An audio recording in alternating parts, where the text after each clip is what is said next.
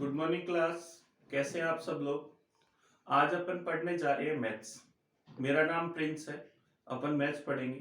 देखिए, अगर competition exam की बात करें तो मैथ्स को हम बेसिकली जो है दो पार्ट्स में डिवाइड करते हैं। सबसे पहले हमारे पास आ जाएगा अर्थमेटिक।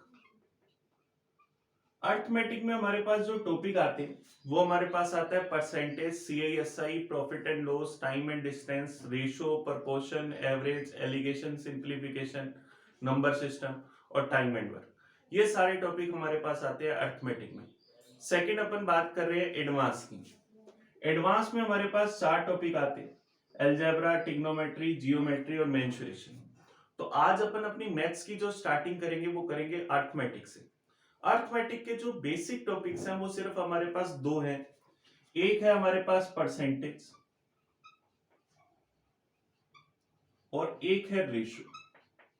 अगर हम अर्थमेटिक के अंदर ये दोनों टॉपिक बड़े अच्छे से सीख लें तो अर्थमेटिक हमारा बड़े अच्छे से क्लियर हो जाएगा, क्योंकि अर्थमेटिक का कोई भी टॉपिक उठाकर देख लो, हर टॉपिक के अंदर रेशियो और परसेंटेज का यूज तो आता ही आता है। तो आज अपन स्टार्ट करेंगे हमारी क्लास को बिल्कुल बेसिक टॉपिक परसेंटेज से। अपन बिल्कुल बेसिक जीरो लेवल से पढ़ना शुरू करेंगे और हाई लेवल तक पढ़ेंगे जो आपके एग्जाम में क्वेश्चंस आते हैं। तो चलो अपन स्टार्ट करते हैं परसेंटेज। देखो, परसेंटेज को अपन जो हिंदी में बोलते हैं वो है हमारे पास प्रतिशत। और परसेंटेज प्रतिशत को अपन इस सिंबल से दिखाते हैं। परसेंटेज प्रतिशत, इसको हम हिंदी में बोलते हैं प्रतिशत। अगर मैं इसको अलग अलग करूं, प्रति और शत, प्रति का मतलब हमारे पास होता है पर, और शत को अगर अपन देखें, शत हमारे पास होता है 100। 100 का मतलब हुआ 100। तो जो परसेंटेज होता है हमारे पास वो होता है पर 100 या प्रत्येक 100। तो परसेंटेज प्रतिशत को अपन क्या कह सकते हैं? प्रत्येक 100, पर 100। प्रत्येक 100 पर 100 का जो मतलब हुआ वो क्या है कि जहां भी परसेंटेज लगा है उसकी जगह अपन किसका यूज कर सकते हैं? 1/100 का, प्रत्येक 100 का। तो हमें क्वेश्चन में कहीं भी जहां परसेंटेज दिखता है तो परसेंटेज को हटाकर अपन क्या कर सकते हैं? 1/100 का यूज कर सकते हैं। जैसे देखिए, अगर अपन एक छोटा सा एग्जांपल लें कि मुझे कोई वैल्यू दी गई 25%, मैं यहां से परसेंटेज हटाना चाह रहा हूं। तो परसेंटेज हटाने के लिए हम क्या करेंगे? इसमें 100 का 100 का भाग देंगे। 25/100 हमारे पास क्या जाएगा? अगर 25 से काट दे तो 1/4। तो 25% की वैल्यू क्या हो गई? 1/4। सेम इसी तरह से अगर मैं आपके सामने लिख देता हूं 120%, 120%, यहां से अगर हम परसेंटेज हटाना चाह रहे हैं तो ये क्या आ जाएगा? 120/100। 120/100 हमारे पास क्या आ गया? 6/5। ये हमारे पास 120% की वैल्यू आ गई। सेम इसी तरह से अगर हमें दे रखा है 3 सही 1/3%, मैं इसे सोल्व करना चाह रहा हूं। तो अब देखिए, अब जो मैंने आपके सामने वैल्यू लिखी वो लिखी 3 सही 1/3। तो सबसे पहले मुझे इसे सोल्व करना पड़ेगा। कैसे सोल्व करेंगे? इस 3 को इस 3 से मल्टीप्लाई करेंगे। 3 3 9, इसमें हम इस 1 को जोड़ देंगे तो ये हमारे पास क्या जाएगा? 10। 3 को 3 से गुना करा, 3 3 9, इसमें ये जो ऊपर वैल्यू थी 1 उसको जोड़ दिया तो ऊपर हमारे पास वैल्यू क्या बन गई? 10। नीचे 3 वो वैसे का वैसा आ गया। अब यहाँ साथ में था परसेंटेज। परसेंटेज हटाकर हम क्या लिखते हैं? 1/100। ये 0 से 0 हमारा कट गया तो वैल्यू क्या आ गई? 1/30। तो 3 से 1/3% की वैल्यू हमारे पास क्या आ गई? 1/30। ये हमारे पास वैल्यू आ गई। इसका मतलब यहां से अपन इतनी सी बात कह सकते हैं कि किसी भी नंबर के साथ अगर परसेंटेज लगाए तो परसेंटेज हटाने के लिए हमेशा किसका भाग देते हैं? 100 का। किसी भी नंबर के साथ अगर परसेंटेज लगाए तो परसेंटेज हटाने के लिए हम किसका भाग देंगे? हमेशा 100 का। ये परसेंटेज का सबसे पहला बेसिक रूल है। तो हमने ये सीखा कि परसेंटेज को हम सोल्व कैसे करते हैं। लेकिन सेकंड अगर अपन यहां पर सीखें, सबसे इंपॉर्टेंट चीज कि हम परसेंटेज का यूज क्यों करते हैं। तो अपन परसेंटेज का यूज सीखते हैं कि परसेंटेज का यूज क्यों करा जाता है। अगर मैं आपको कहूं कि आपके किसी एग्जाम में 25 मार्क्स आए, अब मुझे बताओ आपके 25 मार्क्स कैसे हैं? अच्छे हैं, बेकार हैं, कैसे हैं? 25 मार्क्स है हमारे एग्जाम के अंदर। अब देखो, अगर आप किसी भी अपने फ्रेंड को, अपने पेरेंट्स को जाकर बताते हो कि हमारे एग्जाम में 25 मार्क्स आए, तो वो आपको क्या बोलेंगे, बेटा बड़े अच्छे मार्क्स आए, या आपसे कोई क्वेश्चन पूछेंगे। बिल्कुल, आपसे वो क्वेश्चन पूछेंगे, आपसे पूछेंगे कि आपके 25 मार्क्स कितने में से आए, आउट ऑफ 150 कितने। तो आप अगर किसी को बताते हो कि 25 मार्क्स आए, तो आपको उसे बताना पड़ेगा कि आपके मार्क्स जो हैं वो कितने में से। हो सकता है ये 50 में से हो सकता है ये 100 में से हो सकता है ये 25 में से हो। लेकिन अगर आप इसकी जगह किसी भी को जाकर बताते हो कि मेरे एग्जाम में 90% मार्क्स आए, आप किसी को भी, अपने दोस्त को, पेरेंट्स को जब बताते हो कि मेरे 90% मार्क्स आ रहे हैं, तो यहां पर क्या होगा, वो सीधा सीधा ये जज कर पाएगा कि आपका अगर एग्जाम 100 मार्क्स का था, तो उसमें से आपके मार्क्स कितने आ गए, 90। इसलिए हम परसेंटेज का यूज करते हैं। फिर इसी तरह से अगर अपन बात करें, आपको कहा जाए कि किसी एग्जाम में पास होने के लिए जो पासिंग मार्क्स है, वो अगर आपको कह दिया जाए कि पासिंग मार्क्स है 35%, और एक एग्जाम के अंदर 3 स्टूडेंट थे, फर्स्ट, सेकंड और थर्ड। पहले स्टूडेंट के एग्जाम में मार्क्स आए 51%, दूसरे स्टूडेंट के एग्जाम में मार्क्स आए 30%, और तीसरे स्टूडेंट के एग्जाम में मार्क्स आए 38। तो मुझे यहां पर बताओ, क्या पहला स्टूडेंट पास हुआ क्या? बिल्कुल, पहला स्टूडेंट हमारे पास पास हो गया, उसके कितने मार्क्स हैं, 51%। सेम इसी तरह से अगर अपन बात करें, क्या सेकंड स्टूडेंट पास हुआ क्या? हाँ या नहीं? नहीं, बिल्कुल नहीं हुआ, क्योंकि पास होने के लिए 35% मार्क्स चाहिए, इसकी सिर्फ कितने, 30%। तीसरे स्टूडेंट के 38 मार्क्स, क्या ये पास हुआ या फेल हुआ? नहीं, हम नहीं बता सकते, क्योंकि हमें इसके मार्क्स पता है 38 मार्क्स, लेकिन हमें नहीं पता कि ये कितने में से है, तो हम जज नहीं कर सकते कि उसके कितने परसेंट मार्क्स है। इसके लिए अपन कह सकते हैं कि हम इसके लिए नहीं बता सकते, कांट बी डिटरमाइन, आंकड़े अपर्याप्त है। सेम इसी तरह से आप जब कोई एग्जाम देकर बाहर निकलते हो, तो अपने दोस्त से पूछते हो एग्जाम कैसा हुआ, तो वो बोलता है यार अच्छा हुआ, 70% चांस है अच्छे नंबर आएंगे, यार 50-50 चांस है पास भी हो जाऊंगा या लटक भी सकता हूं। तो हम हमेशा छोटे होते से परसेंटेज का यूज करते हैं। परसेंटेज किसी वैल्यू को बड़ा इजी बनाने के लिए काम आता है। जैसे अगर एक और बेसिक सा एग्जांपल है, आपको कहा जाए जैसे कोई बड़े बड़े बैंक्स हैं, बड़ी बड़ी कंपनीज हैं, वो क्या करती हैं, हर 3 महीने के अंदर अपना प्रॉफिट लॉस स्टेटमेंट निकालती हैं कि उनको कितना प्रॉफिट या कितना लॉस हुआ। जैसे अगर एसबीआई बैंक की बात करें, इसने सपोज करो निकाला कि इसे इस क्वार्टर के अंदर 9,000 करोड़ रुपए का प्रॉफिट हुआ, इसे 9,000 करोड़ रुपए का प्रॉफिट हुआ। अब देखिए ये अमाउंट हमारे लिए बहुत बड़ी है, हम नहीं जज कर सकते कि उसने कितना इन्वेस्ट करा था, उसे कितना प्रॉफिट हुआ। लेकिन इसके साथ साथ अगर वो बता दे कि मुझे क्या हुआ, 15% का प्रॉफिट हुआ, तो आप बड़े आराम से अंडरस्टैंड कर सकते हो कि बैंक ने अगर 100 रुपए इन्वेस्ट करे थे, तो आज उसके जो 100 रुपए थे वो बढ़कर कितने हो गए, 115। इसलिए हम परसेंटेज का यूज करते हैं।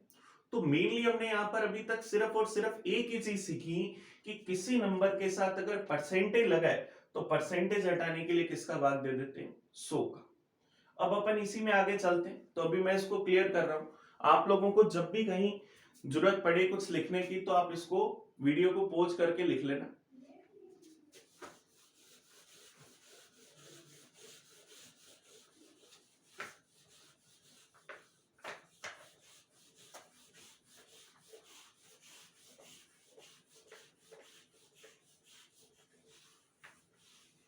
चलिए देखिए, अपन यहाँ पर सिर्फ और सिर्फ एक ही चीज हमने अभी मेनली सीखी कि किसी नंबर के साथ अगर परसेंटेज लगाए, तो परसेंटेज हटाने के लिए हम किसका भाग देंगे, 100 का। इसी के साथ सेकंड पॉइंट अपन सीखते हैं कि अगर किसी नंबर के साथ परसेंटेज लगाना हो, तो कैसे लगाते हैं। किसी भी नंबर के साथ परसेंटेज लगाने के लिए उस नंबर को हमेशा मल्टीप्लाई कर देंगे 100% से। किसी भी नंबर के साथ अगर परसेंटेज लगाना है, तो उसे इंटू कर देंगे 100% से। ध्यान देना, 100% से क्यों मल्टीप्लाई करेंगे, बहुत सारे लोगों को लगता है कि सिर्फ 100 से गुना करते हैं, जबकि ओरिजिनलिटी में मल्टीप्लाई करते हैं 100% से। अगर मैं किसी नंबर को 100% से गुना करता हूं, तो ध्यान देना, क्या परसेंटेज को हम पर 100 प्रत्येक 100 कहते हैं। परसेंटेज हमारे पास क्या 1/100 होता है, तो क्या इस परसेंटेज की जगह मैं 1/100 का यूज कर सकता? ये 2 जीरो से 2 जीरो कैंसिल हो जाएंगे और मेरे पास सिर्फ और सिर्फ क्या बचेगा, नंबर। और नंबर को मैंने सिर्फ किससे गुना करा, 1 से, और 1 से गुना करने पर कभी भी कोई फर्क नहीं पड़ता। तो इसलिए हम देखते हैं कि किसी भी नंबर को अगर परसेंटेज में चेंज करना है तो उसको हमेशा किससे इंटू करते हैं, 100% से। जैसे देखो, अगर मैं आपके सामने एक वैल्यू लिखता हूं 1/5, इसको मैं परसेंटेज में चेंज करना चाह रहा हूं, तो 1/5 को मल्टीप्लाई कर देंगे 100% से, तो 100/5 हमारे पास क्या जाएगा, 20%। ये हमारे पास वैल्यू है। सेम इसी तरह से अगर मेरे को दिया गया कि 5/2, इसको मैं परसेंटेज में चेंज करना चाह रहा हूं, तो 5/2 को इंटू कर देंगे 100% से। ये 2 से गया एक बार, ये गया 50 बार, 50 इंटू 5 क्या आ जाएगा, 250%। तो हम इसी तरह से किसी भी वैल्यू को परसेंटेज में चेंज कर सकते हैं। तो मेन ये दो फॉर्मूले हमारे बहुत काम आने वाले। देखिए, अगर मैं आपके सामने एक वैल्यू लिखता हूं छोटी सी 75%, ये मैंने आपके सामने एक नंबर लिखा। अब अगर यहां से मैं परसेंटेज हटा देता हूं, तो क्या मैं इसको 75/100 लिख सकता हूं? अगर मैं इसको 25 से काट दूं, तो क्या मैं इसको 3/4 लिख सकता हूं? क्या 75 में अगर मैं 100 का भाग दे दूं, तो कैसे 0.75 लिख सकता हूं? और इस 3/4 को अगर मैं अनुपात में लिखना चाहूं, तो क्या मैं इसे 3:4 लिख सकता हूं? क्या ये सारी 75% की वैल्यू? सबसे पहले मैंने इस वैल्यू को लिख दिया परसेंटेज के अंदर, प्रतिशत के अंदर। फिर मैंने इसको क्या करा, फ्रैक्शन के अंदर, भिन्न के अंदर लिख दिया। फिर इस 75/100 को 75/100 को 25 से काटकर मैंने भिन्न में लिखा और भिन्न को सिंप्लीफाई करके लिख दिया। इसकी वैल्यू आ गई मेरे पास 3/4। ये इसको मैंने सिंप्लीफाई करके लिख दी। फिर 0.75 मैंने इसी वैल्यू को क्या करा, दशमलव के अंदर, डेसिमल के अंदर लिख दी। और फिर इसी संख्या को मैंने 3:4 रेशो अनुपात में लिख दी। तो हम किसी भी एक ही वैल्यू को अलग अलग तरह से लिख सकते हैं। परसेंटेज में लिख सकते हैं, फ्रैक्शन में लिख सकते हैं, फ्रैक्शन को सिंप्लीफाई करके लिख सकते हैं, डेसिमल में लिख सकते हैं, रेशियो में लिख सकते हैं। इसका एडवांटेज क्या होगा, हमारे पास एग्जाम में कई बार एक छोटा सा क्वेश्चन आ जाता है। हम लोगों को बोल दिया जाता है कि किसी कंपनी के इनकम और एक्सपेंडिचर का रेशियो ईयर 2001 के अंदर 0.4 और ईयर 2002 के अंदर 1.4 है। हमें किसी कंपनी के इनकम और एक्सपेंडिचर का रेशियो दे दिया 2 सालों के अंदर। अब देखिए, यहां मेरे पास दो चीजें, एक तो मेरे पास है आई इनकम, एक है एक्सपेंडिचर खर्च। लेकिन यहां सिर्फ मेरे को एक ही वैल्यू दे रखी है, क्या 0.4 या 1.4। तो क्या हम इस 0.4 को रेशियो कह सकते हैं क्या इनकम और एक्सपेंडिचर का? बहुत सारे लोगों को देखने में बड़ा अजीब सा लगता है कि रेशियो हो सकता है या नहीं। लेकिन देखो, ध्यान देना, यहां से अगर मैं इसका पॉइंट हटा दूं, तो क्या 0.4 को मैं 4/10 लिख सकता हूं? किसी कंपनी का अगर खर्चा 10 है, तो उसकी इनकम आय कितनी है, 4। या मैं 4/10 को 40/100 लिख दूं, या इसको मैं क्या करूं, यहां पर 40% लिख दूं, या इसको मैं क्या कर सकता हूं, 4/10, या इसको सिंप्लीफाई करके 2/5 लिखा, तो 2/5 लिख सकता हूं। तो हम किसी भी एक वैल्यू को अलग अलग तरह से लिख सकते हैं, उससे कहीं कोई फर्क नहीं पड़ता। बहुत सारे लोग इससे बड़ा कंफ्यूज हो जाते हैं कि हमें यहाँ एक ही वैल्यू दी जबकि ये दो वैल्यू। या आपको अगर कंफ्यूजन हो, तो 0.4 के बटा में एक तो लगा सकते हैं, एक से तो कोई फर्क नहीं पड़ता। तो अगर उसका एक्सपेंडिचर एक है, तो उसकी इनकम कितनी होगी, 0.4। ये हमारे पास आ गया। तो इस तरह से अपन देख सकते हैं। तो मेन हमारे पास ये दो चीजें निकल कर आ गई। अब देखिए, जैसे एक छोटा सा बिल्कुल इजी सा क्वेश्चन लिखे, अगर आपको कहा जाए 666 का 16 सही 2/3% बताना है कि कितना होगा। 666 का 16 सही 2/3%। का को इंग्लिश में बोलते हैं ऑफ। का और ऑफ का मतलब होता है मल्टीप्लाई, गुना। तो अब देखो, अगर अपन इसको सोल्व करें, ये हमने लिखा 666, का मतलब मल्टीप्लाई, 16 सही 2/3%, तो हमें इसे सोल्व करना पड़ेगा। सबसे पहले इसको 16 से ही 2/3 को सोल्व कर दे। इस 3 को 16 से गुना करा 48, इसमें 2 ऐड कर दिए 50, तो ये क्या बन गया 50/3। अब जब यहां से परसेंटेज हटाएंगे तो परसेंटेज की जगह हम क्या लिख सकते हैं 1/100। अब ये 50 से गया एक बार, ये 100 गया दो बार, 3 इंटू 2 कितना आ गया 6, और 666 में अगर 6 का भाग देंगे तो वैल्यू हमारे पास क्या आ जाएगी 111। तो हमने इस क्वेश्चन को सोल्व करने के लिए इतनी सारी कैलकुलेशन करी। अभी 5-7 मिनट बाद इसी क्वेश्चन की फिर से बात करेंगे, तब आपको ये कैलकुलेशन नहीं करनी पड़ेगी। इस तरह के क्वेश्चन एग्जाम में जनरली आ जाते हैं। तो मेन हमारे पास यहाँ से दो ही चीजें निकल कर आई कि किसी नंबर के साथ अगर परसेंटेज लगाए तो हम किसका भाग देंगे 100 का, और किसी नंबर के साथ अगर परसेंटेज लगाना है तो इनटू किससे करेंगे 100% से। चले अपन लोग इससे आगे। मैं उम्मीद कर रहा हूं कि आप सब लोगों को समझ आ रहा होगा। बिल्कुल अपन धीरे धीरे एक एक बेसिक पॉइंट सीख कर चल रहे हैं। चलिए आगे देखते हैं।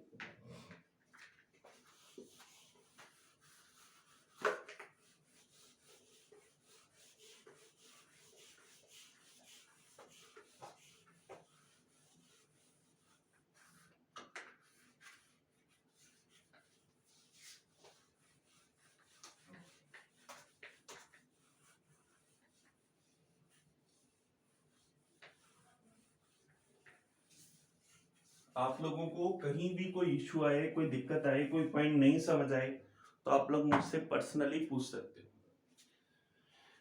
चलिए देखिए भाई, किसी नंबर के साथ अगर परसेंटेज लगाना है तो उसको हमेशा इंटू करते हैं 100%, और किसी नंबर के साथ अगर परसेंटेज लगाए तो परसेंटेज हटाने के लिए 100 का भाग देते हैं। अब अपन एक छोटी सी टेबल बनाते हैं जिसको हमें हमेशा याद रखना है, जो एग्जाम में हमारे बहुत काम आते हैं। अगर मैं वैल्यू लिखूं आपके सामने 1/1, इसको अब अगर परसेंटेज में चेंज करना है तो किसी भी नंबर को परसेंटेज में चेंज करने के लिए इंटू करते हैं 100% से। तो 1/1 को अगर 100% से मल्टीप्लाई करेंगे तो वैल्यू क्या आ जाएगी 100%। सेकंड अगर हम लिखे 1/2, इसको अगर परसेंटेज में चेंज करना तो 1/2 इंटू 100% हमारे पास क्या आ जाएगा 50%। फिर अगर लिखे 1/3, 1/3 को अगर 100% से मल्टीप्लाई करें तो 100/3 हमारे पास क्या बन जाएगा 33 सही 1/3%। फिर लिखा 1/4, इसको इंटू करा 100% से तो क्या है 25%। 1/5, 100/5 क्या आ गया 20%। 1/6, 100/6 क्या आ जाएगा 16 सही 2/3%। फिर लिखा हमने 1/7, 100/7 आ जाएगा 14 सही 2/7%। फिर लिखा 1/8, 100/8 हमारे पास क्या आएगा 12.5%। 1/9, 100/9 हमारे पास आ जाएगा 11 सही 1/9%। 1/10, 100/10 क्या आ गया 10%। 1/11, 9 सही 1/11%। और 1/12, 8 सही 1/3%। हमने 1/1 से लेकर 1/12 तक की वैल्यू लिखी। सबसे पहले हमने इनको फ्रैक्शन में लिखा और उन सबको चेंज कर दिया परसेंटेज में। हमें 1/1 से 1/12 तक की ये सारी वैल्यू बड़े अच्छे से याद करनी। अगर हमसे पूछा जाए 1/7 तो 14 से ही 2/7%। अगर हमसे पूछा जाए 16 से ही 2/3% तो हमें पता होना चाहिए 1/6। 1/1 से 1/12 तक की वैल्यू तो याद रखेंगे, लेकिन इसके अलावा कोई वैल्यू अगर हमसे पूछ लेगा तो हम बड़े आराम से निकाल पाएंगे। जैसे देखो हमें 1/3 पता है कि 33 सही 1/3% होता है। अगर हमें 2/3 की वैल्यू चाहिए तो हमने क्या इस 1/3 को 2 गुना करा के तो इस वैल्यू को भी डबल कर दें। 33 का डबल करेंगे क्या आ जाएगा 66। इस 1/3 का 2 गुना करेंगे तो 1 को 2 से गुना कर देंगे क्या आ जाएगा 2, तो क्या आ जाएगा 66 सही 2/3%। 1/4 की वैल्यू है 25%। अगर हमें 3/4 की वैल्यू चाहिए तो 1/4 को हम कितने गुना कर रहे हैं 3 गुना, तो 25% को 3 गुना कर देंगे तो क्या आ जाएगा 75%। 1/5 की वैल्यू है 20%, तो अगर हम यहां से 3/5 की वैल्यू निकालें तो 20% का 3 गुना कर दिया कितना आ गया 7%। इसी तरह से अगर 4/5 की वैल्यू निकालें, 1/5 20%, तो उसका अगर 4 गुना कर देंगे तो क्या आ जाएगा 80%। 1/7 है 14 से 2/7%। अगर हमें यहां पर निकालना है 2/7 की वैल्यू, तो ये 1/7 का हमने कितने गुना करा, 2 गुना। तो 14 का अगर 2 गुना करेंगे कितना आ जाएगा 28। इस 2 का 2 गुना करेंगे कितना आ जाएगा 4। तो 2/8 की वैल्यू कितनी आ गई 28 से ही 4/7%। 1/8 होता है 12.5%। अगर 3/8 की वैल्यू निकाले तो 12.5% का 3 गुना कर दे, 12 का 3 गुना 36, 0.5 का 3 गुना 1.5, तो 36 और 1.5 कितना हो गया 37.5%। ये हमारे पास वैल्यू है 1/9, 11 से 1/9%। यहां से अगर मेरे को 5/9 की वैल्यू चाहिए तो इस 11 का 5 गुना कर दिया, 11 का 5 गुना क्या आ गया 55, 55 सही 5/9%। 1/10 की वैल्यू 10%। अगर हमें यहां से 7/10 की वैल्यू चाहिए तो 10% का 7 गुना कितना आ गया 70%। इस तरह से हम वैल्यू को गुना कर सकते हैं। अब देखिए 1/12 की वैल्यू 8 से 1/3%। अगर हमें 5/12 की वैल्यू चाहिए तो 1/12 का हमने कितने गुना करा 5 गुना। तो सबसे पहले इस 8 का 5 गुना करा कितना आ गया 40।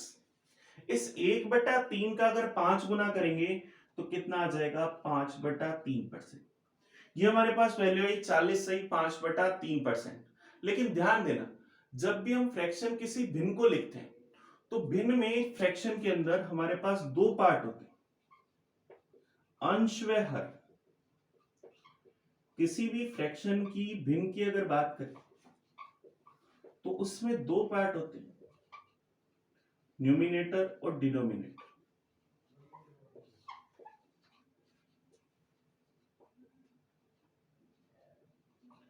तो यहां अगर हम देखें हमेशा जो अंश होगा न्यूमिनेटर होगा वो हमेशा क्या होगा डिनोमिनेटर से छोटा होना चाहिए।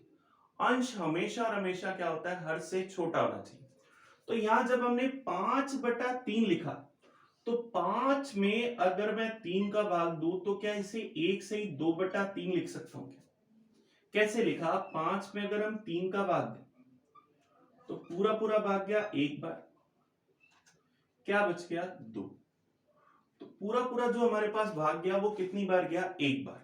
रिमाइंडर हमारे पास क्या बच रहा है 2 और डिवाइड में क्या है 3। तो हम 5/3 को जब 1 से ही 2/3 लिख सकते हैं तो यहां 5/3 की जगह अगर 1 से ही 2/3 लिखें तो 40 में एक जोड़ देंगे क्या आ जाएगा 45 और 2/3 वैसे का वैसे लिख देंगे तो क्या आ जाएगा 41 से ही 2/3%, 2/3%। ये हमारे पास वैल्यू है। तो हमें 1/1 से 1/12 तक की वैल्यू याद रखनी है। इसके बाद की जो भी वैल्यू होंगी वो हम बड़े आराम से निकाल सकते हैं। इन वैल्यू को याद रखने से हमारे बड़े बड़े क्वेश्चन बड़े इजीली हो जाएंगे। इससे हम सक्सेसिव मेथड भी सीखेंगे, बड़े बड़े क्वेश्चन बड़े इजी हो जाएंगे। देखिए जैसे अगर अपन बात करें तो आप लोग इस टेबल को बड़े अच्छे से नोट कर लेना, वीडियो को रोक कर मैं आगे चलता हूं।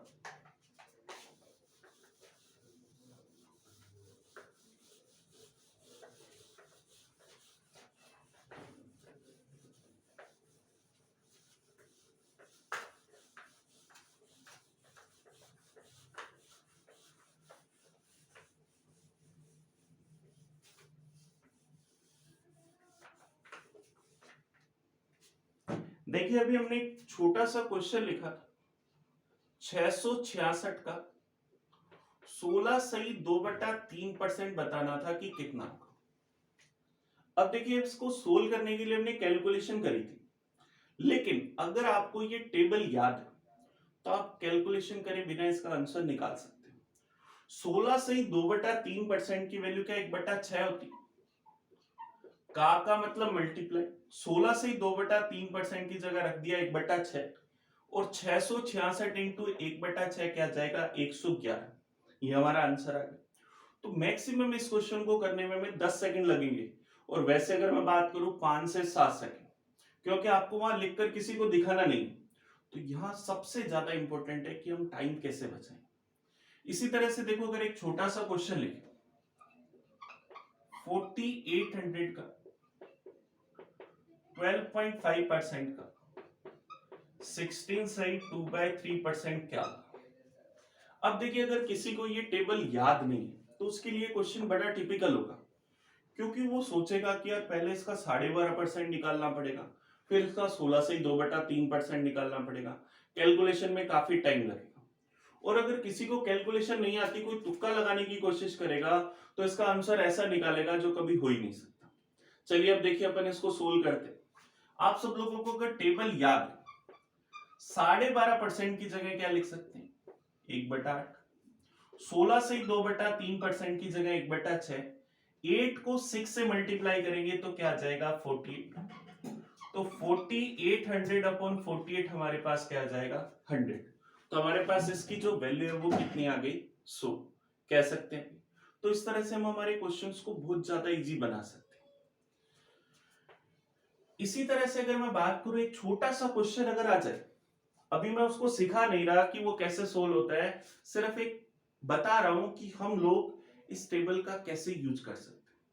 जैसे अगर एक छोटा सा क्वेश्चन लिखा जाए कि पेट्रोल का प्राइस 20% बढ़ गया, तो इसका यूज कितने परसेंट कम करें कि हमारा जो मंथली एक्सपेंडिचर है, जो मासिक खर्च है, वो फिक्स रहे, उसमें कोई भी चेंज। मंथली एक्सपेंडिचर है जो वो फिक्स रहे, उसमें कोई भी चेंज ना। अब देखिए, इस क्वेश्चन को सोल्व करने के लिए बहुत सारे लोग बहुत सारे फॉर्मूले पढ़ते हैं, बहुत सारी चीजें करते हैं, लेकिन हमें ऐसा कुछ भी करने की जरूरत नहीं। हमने देखा कि पेट्रोल का प्राइस 20% बढ़ेगा। मुझे बताओ, क्या पेट्रोल का प्राइस आपके हाथ में है क्या? नहीं, हम उसको चेंज नहीं कर सकते, इसकी अथॉरिटी हमारे पास नहीं है, उसको कम ज्यादा हम लोग नहीं कर सकते। लेकिन पेट्रोल को यूज करना तो हमारे हाथ में, कि उसको हम कम यूज करें या ज्यादा। पेट्रोल का प्राइस 20% से बढ़ गया, तो इसका यूज कितने परसेंट कम करें कि हमारा मंथली एक्सपेंडिचर फिक्स रहे, उसमें कोई भी चेंज ना हो। तो अगर मैं कहूं कि पहले हम 100 रुपए का पेट्रोल लेते थे, 100 रुपए में हमें जितना भी पेट्रोल मिलता था, आज की डेट में पेट्रोल का प्राइस 20% से बढ़ गया, तो उतना ही पेट्रोल हमें क्या 120 रुपए का मिलेगा क्या? पहले हमें जो 100 रुपए में पेट्रोल मिलता था, उतना ही पेट्रोल आज की डेट में क्या 120 रुपए का मिलेगा, क्योंकि पेट्रोल का प्राइस 20% से बढ़ गया। तो अब 100 रुपए की जगह खर्च कितने करने पड़ेंगे, 120 रुपए। लेकिन हमें हमारा मंथली एक्सपेंडिचर फिक्स रखना है, क्या उसमें कोई चेंज नहीं होना चाहिए। इसका मतलब हम 120 रुपए का पेट्रोल नहीं डलवा सकते, हम पेट्रोल सिर्फ कितने रुपए का डलवा सकते हैं, 100 रुपए का। तो हमें आज की डेट में हमारा खर्चा 120 से क्या 100 रुपए करना है, हमारा खर्चा हमें कितने रुपए कम करना है, 20 रुपए। 20 रुपए कम करने किससे, 120। और परसेंटेज में अगर चाहिए तो इंटू कर देंगे 100% से। 20/120 अगर इसको काट दें तो ये गया एक बार, ये गया 6 बार, और 1/6 की वैल्यू क्या होगी, 16 से 2/3%। इसका मतलब हम इसका यूज कितने परसेंट से कम कर दें, 16 से 2/3% से। ये हमारा आंसर आ गया, हाँ या नहीं, कहा जा सकता है। ये हमने बिल्कुल बेसिक तरीके से सोल्व करा। अब अगर हम लोगों को ये टेबल अच्छे से याद है तो हम इसका आंसर डायरेक्ट निकाल सकते हैं। देखिए कैसे निकालेंगे, पेट्रोल का प्राइस 20% से बढ़ गया, एक बार आप टेबल वाला पेज निकालो, देखो उस पर क्या लिखा हुआ है, 20% की वैल्यू क्या फ्रैक्शन में 1/5 होती है। इसका प्राइस 1/5 से बढ़ गया, बढ़ने के लिए हमने एरो ऊपर का लगाया, 1/5 एरो कहां जा रहा है, ऊपर। तो इसका आंसर आएगा टेबल में जस्ट नीचे, 1/5 से जस्ट नीचे क्या लिखा हुआ है, 1/6। और 1/6 की वैल्यू क्या होगी, 16 से 2/3%। तो हम इसका यूज कितने परसेंट कम करते हैं, 16 से 2/3%। इस तरह से हम इसका डायरेक्ट आंसर निकाल सकते हैं, हाँ या नहीं, कहा जा सकता है। तो ये हमने बिल्कुल बेसिक सा अभी देखा है, इसको हम अच्छे से सोल्व करेंगे कि ऐसा क्यों हुआ, क्यों नहीं हुआ, कोई वैल्यू अगर टेबल के अलावा आ गई तो उसको कैसे करेंगे, वो अपन देखेंगे नेक्स्ट वीडियो में। तो आप इसको बड़े अच्छे से पढ़ना, कोई भी डाउट हो, कोई कंफ्यूजन हो तो आप मुझसे पूछ सकते हो। थैंक यू, आज के लिए अच्छे से पढ़ना भी।